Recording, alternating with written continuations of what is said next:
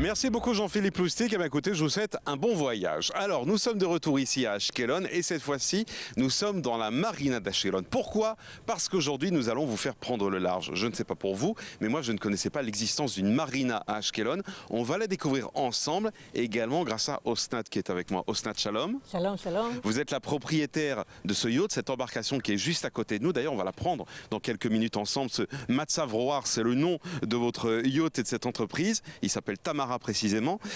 D'abord, Osnat, l'existence même de cette marina à Ashkelon, en fait, elle est assez récente. La marina a été construite en 1994. Elle est destinée à tous les passionnés de navigation. Nous avons un quai pour pêcheurs, un port de plaisance. Les propriétaires de yachts sont des particuliers qui ont comme hobby la navigation. Nous avons ici un yacht appartenant à un habitant de Jérusalem. Notre voisin derrière est de Kiryat Ata. Vous en avez même un du Golan. Et tout le reste, ce sont des habitants d'Ashkelon. Donc c'est presque une grande famille qui est présente ici sur cette marina? Cette marina est très familiale. Tout le monde connaît tout le monde. C'est une grande famille. Un plaisir de vivre ici. Ouais. Et alors, juste à côté de cette marina, la grande nouveauté, c'est toute cette promenade qui a même pas 6 mois d'ancienneté. La promenade n'a ouvert ses portes qu'à Hanouka. La marina était ancienne et organisée, mais tout autour c'était plutôt abandonné. Tout ce que vous voyez est tout neuf, avec des cafés, des restaurants autour, ouverts le soir. C'est un vrai bonheur. Vous n'avez plus rien à envier du tout à la marina de Herzliya qu'on a visité ensemble avec les téléspectateurs d'I24 la semaine dernière.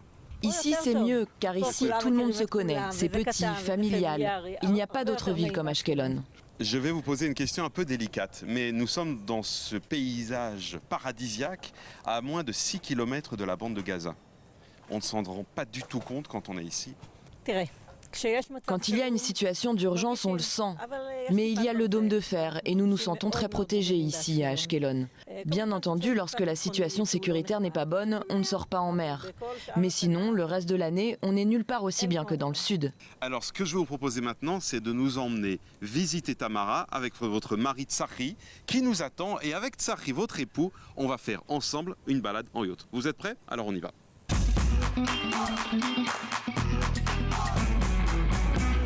Tsachi, shalom, merci de nous accueillir. Shalom Benjamin, bienvenue en Ashkelon. Eh bien, merci infiniment. On est parti.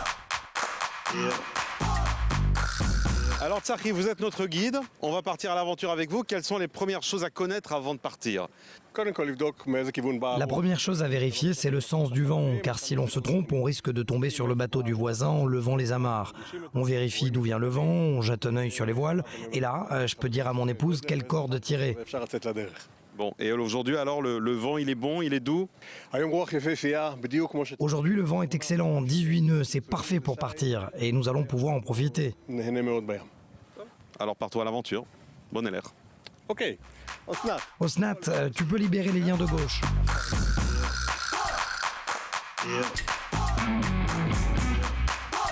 Qu'est-ce que ça vous procure comme sentiment quand vous êtes comme ça à flot chaque jour?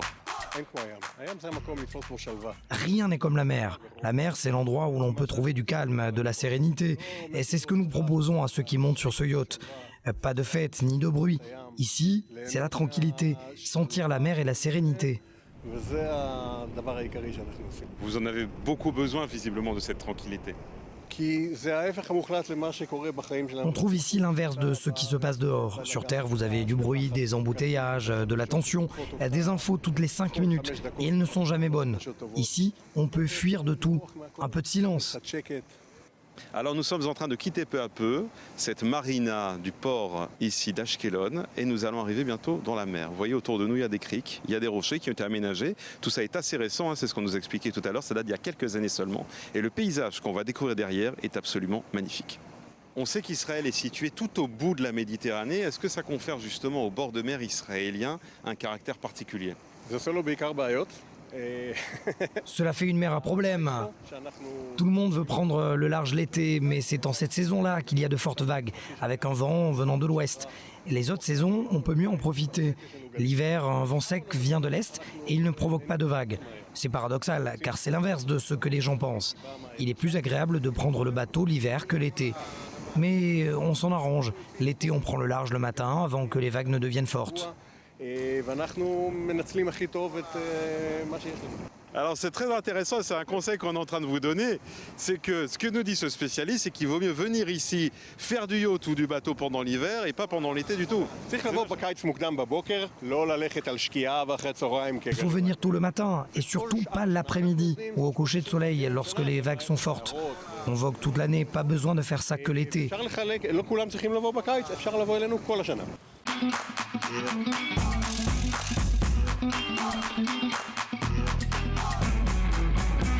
Alors on va laisser Tsahri continuer de diriger cette embarcation et le temps d'arriver en haute mer, nous allons partir pour New York. Et David Benaïm, vous nous attendez aujourd'hui avec du bon, du bio et ce en plein Manhattan, David. Oui Benjamin, aujourd'hui je suis au